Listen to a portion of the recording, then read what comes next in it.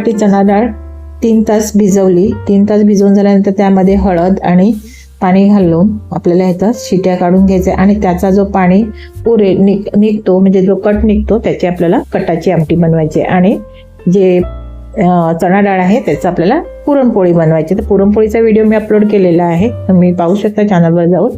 आता ह्याला 3 शिट्या काढून घ्यायचा आणि मग शिट्या झाल्यानंतर आपल्याला हा पाणी गाळून घ्यायचं आहे. अशा पद्धतीने छान अशी कटाची आमटीची रेसिपी आहे, तुम्हाला आवडेल.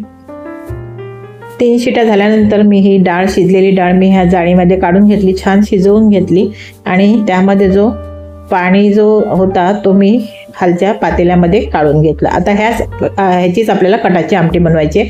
ह्यातली थोडीशी चणा डाळ थोडीशी वाटून मिक्सरला वाटा किंवा ह्या जाळीतनं वाटून काढून घ्यायची आहे. म्हणजे जाळीतनं चमच्याने फिरवली की छान अशी ही वाटली जाते. ती काढून घ्यायची आहे. आपल्याला त्याचा उपयोग कटाच्या आमटीसाठी करायचा आहे.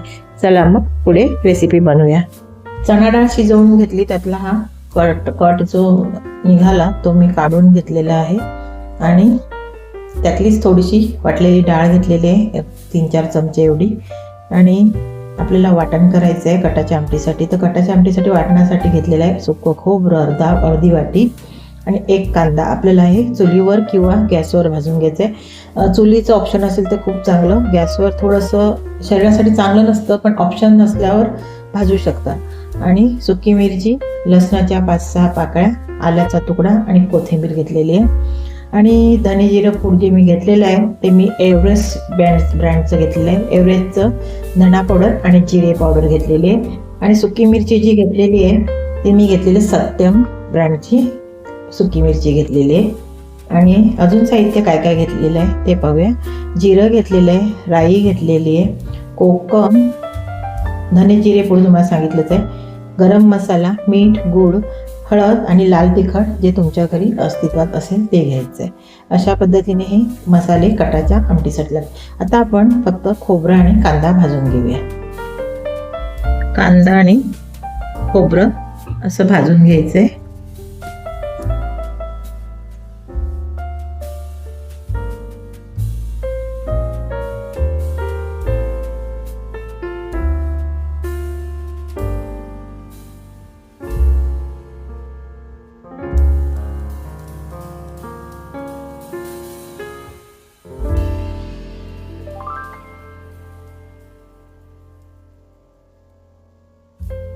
बघा, कांदा आणि खोबरं हे भाजून घेतलं.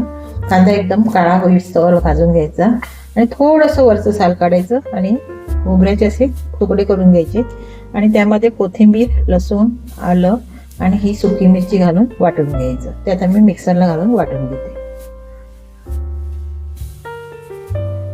पातेलं घेतलेलं आहे, त्यामध्ये मी तेल घालून घेतलेलं आहे. तेल थोडंसं जास्तीचं घालायचं, मी 1.5 पळ एवढं घातलेलं आहे. त्यामध्ये घालून घ्यायचे मोहरी, जिरं आणि चांगलं चटचटू द्यायचे. कढीपत्ता घालून घ्यायचा, सांगितलं नव्हतं मी कढीपत्ता विसरले. आता आपण जे वाटण केलं ते घालून घ्यायचे. गॅसची आच मंद करायची आणि घालायचं. व्यवस्थित आपल्याला हे वाटण शिजवून घ्यायचंय आणि मग थोडंसं वाटण परतून झालं की त्यामध्ये लाल तिखट, हळद वगैरे घालून घ्यायचे. वाटणाला थोडीशी उकळी आली की घालून घ्यायचं मीठ,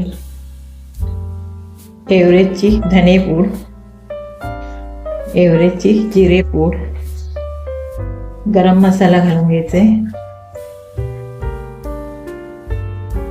लाल तिखट आणि हळद,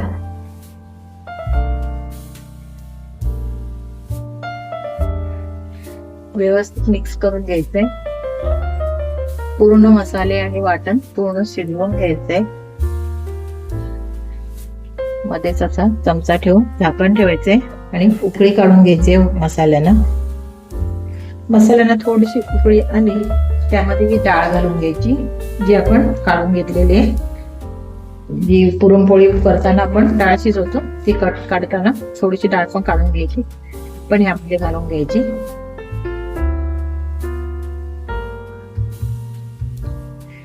हे वाटणामध्ये पाणी होतं ते घालून घेतलं, त्यामध्ये पाणी घालून घेतलं तर मिक्सरच्या जारतून ते यामध्ये घालून आता व्यवस्थित उकळी काढून घ्यायची आणि मग आपण जो कट काढून घेतलेला आहे तोही आपण घालून घ्यायचा. त्यामध्ये गूळ घालून घ्यायचं, कोकम घालून घ्यायचे आणि आपण हा कट काढून घेतलेला आहे तोही घालून घ्यायचा.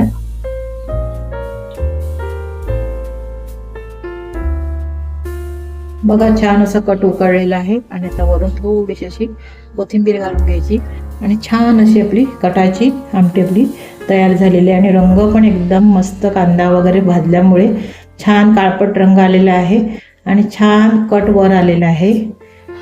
तर ही आपली कटाची आमटी तयार झाली. आता ही तुम्ही पुरणपोळीसोबत ही कटाची आमटी पुरणपोळी अशी खाऊ शकता. मंडळी, आवडली ना कटाची आमटी? आवडल्यास व्हिडिओला लाईक, शेअर आणि सबस्क्राईब करायला विसरू नका. धन्यवाद.